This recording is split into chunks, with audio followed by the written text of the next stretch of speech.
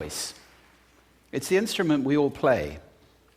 It's the most powerful sound in the world, probably. It's the only one that can start a war or say, I love you.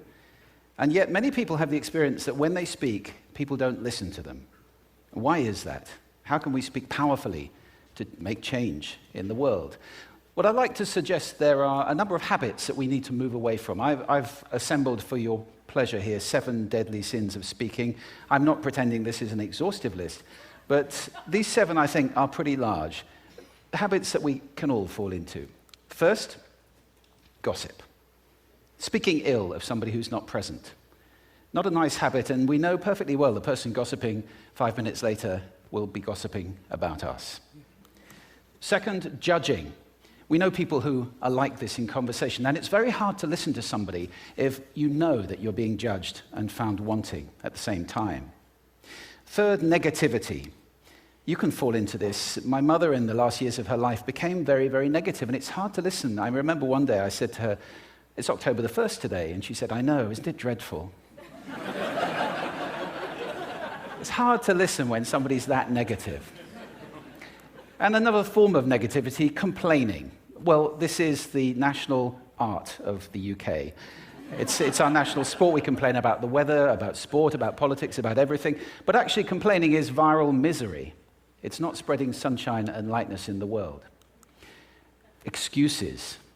We've all met this guy. Maybe we've all been this guy. Some people have a blame thrower. They just pass it on to everybody else and don't take responsibility for their actions. And again, hard to listen to somebody who's being like that. Penultimate, the 6th of the 7, embroidery, exaggeration. It demeans our language, actually, sometimes. For example, if I see something that really is awesome, what do I call it? And then, of course, this exaggeration becomes lying, out and out lying, and we don't want to listen to people we know are lying to us. And finally, dogmatism. The confusion of facts with opinions. When those two things get conflated, you're listening into the wind. You know, somebody is bombarding you with their opinions as if they were true. It's difficult to listen to that. So here they are, 7 deadly sins of speaking. These are things I think we need to avoid. But is there a positive way to think about this? Yes, there is. I'd like to suggest that there are 4 really powerful cornerstones, foundations, that we can stand on if we want our speech to be powerful and to make change in the world. Fortunately, these things spell a word. The word is hail, and it has a great definition as well. I'm not talking about the stuff that falls from the sky and hits you on the head. I'm talking about this definition, to greet or acclaim enthusiastically, which is, I think, how our words will be received if we stand on these 4 things. So what do they stand for? See if you can guess. The H, honesty, of course. Being true in what you say, being straight and clear.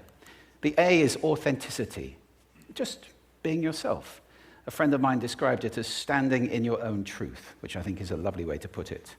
The I is integrity, being your word, actually doing what you say, and being somebody people can trust. And the L is love. I don't mean romantic love, but I do mean wishing people well. For 2 reasons. First of all, I think absolute honesty may not be what we want. I mean, my goodness, you look ugly this morning. Perhaps that's not necessary. Tempered with love, of course, honesty is a great thing. But also, if you're really wishing somebody well, it's very hard to judge them at the same time. I'm not even sure you can do those 2 things simultaneously. So, hail. Also, now that's what you say, and it's like the old song, it is what you say, it's also the way that you say it. You have an amazing toolbox. This instrument is incredible, and yet this is a toolbox that very few people have ever opened. I'd like to have a little rummage in there with you now, and just pull a few tools out that you might like to take away and play with, which will increase the power of your speaking. Register, for example. Now, falsetto register may not be very useful most of the time, but there's a register in between. I'm not going to get very technical about this for any of you who are voice coaches. You can locate your voice, however. So if I talk up here in my nose, you can hear the difference. If I go down here in my throat, which is where most of us speak from most of the time, but if you want weight, you need to go down here to the chest. You hear the difference? We vote for politicians with lower voices. It's true, because we associate depth with power and with authority. That's register. And we have timbre. It's the way your voice feels. Again, the research shows that we prefer voices which are rich, smooth, warm, like hot chocolate. Well, if that's not you, that's not the end of the world, because you can train. Go get a voice coach. And there are amazing things you can do with breathing, with posture, and with exercises to improve the timbre of your voice. Then prosody. I love prosody. This is the sing-song, the meta-language that we use in order to impart meaning. It's route one for meaning in conversation. People who speak all on one note are really quite hard to listen to if they don't have any prosody at all. That's where the word monotonic comes from, or monotonous, monotone. Also, we have repetitive prosody now coming in, where every sentence ends as if it were a question, when it's actually not a question, it's a statement. And if you repeat that one over and over, it's actually restricting your ability to communicate through prosody, which I think is a shame. So let's try and break that habit. Pace. I can get very, very excited by saying something really, really quickly, or I can slow right down to emphasize. And at the end of that, of course, is our old friend, silence. There's nothing wrong with a bit of silence in a talk, is there? We don't have to fill it with ums and ahs. It can be very powerful. Of course, pitch often goes along with pace to indicate arousal, but you can do it just with pitch. Where did you leave my keys? Where did you leave my keys? It's a slightly different meaning in those two deliveries. And finally, volume. I can get really excited by using volume. Sorry about that if I startled anybody. Or I can have you really pay attention by getting very quiet. Some people broadcast the whole time. Try not to do that. That's called sodcasting. Imposing your sound on people around you carelessly and inconsiderately. Not nice. Of course, where this all comes into play most of all is when you've got something really important to do. It might be standing on a stage like this and giving a talk to people. It might be proposing marriage, asking for a raise, a wedding speech, whatever it is. If it's really important, you owe it to yourself to look at this toolbox and the engine that it's going to work on. And no engine works well without being warmed up. Warm up your voice.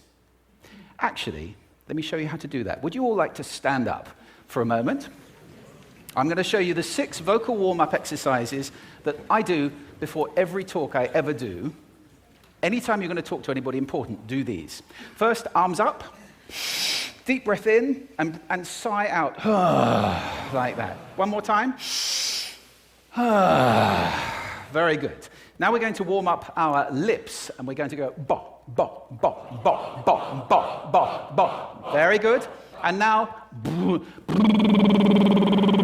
just like when you were a kid. Now your lips should be coming alive. We're going to do the tongue next with exaggerated la, la, la, la, la, la, la, la, la. Beautiful. You're getting really good at this. And then roll an R. That's like champagne for the tongue. Finally, and if I can only do one, the pros call this the siren. It's really good. It starts with we and goes to or. The we is high, the or is low. So you go wee, or wee. Fantastic. Give yourselves a round of applause. Take a seat. Thank you. Next time you speak, do those in advance. Now, let me just put this in context to close. This is a serious point here. This is where we are now, right? We speak not very well into people who simply aren't listening in an environment that's all about noise and bad acoustics. I have talked about that on this stage in different phases. What would the world be like if we were speaking powerfully to people who are listening consciously in environments which were actually fit for purpose? Or to make that a bit larger, what would the world be like if we were creating sound consciously and consuming sound consciously and designing all our environments